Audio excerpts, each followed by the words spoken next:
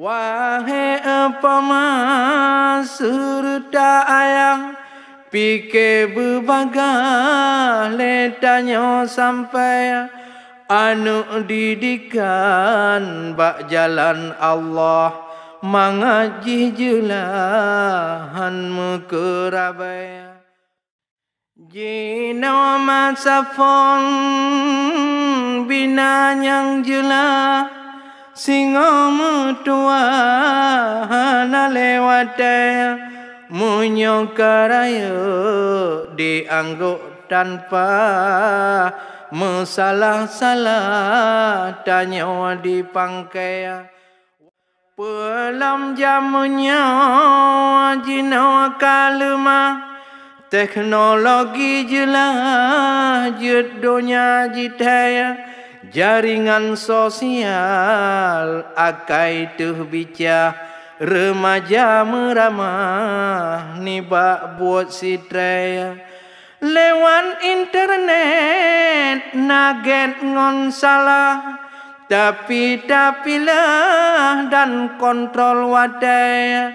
bejen kebangi lagi mewabah internet nyansa pakai yang perlaya tapi menyabrok budok melempah ruloh akidah remaja layaya oleh karenanya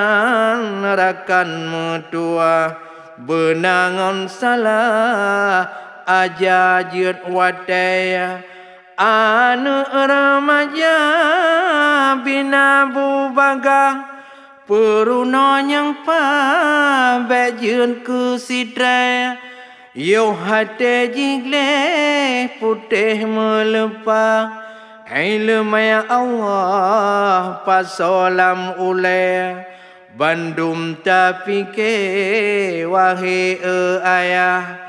tentang akidah akhlak berkembang yo pon urang si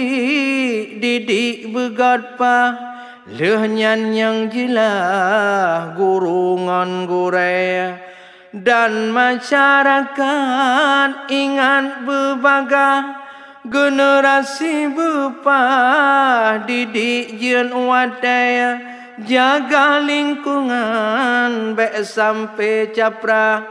bek sampai mudah jita mong sitrea menanci duda oleh pemerintah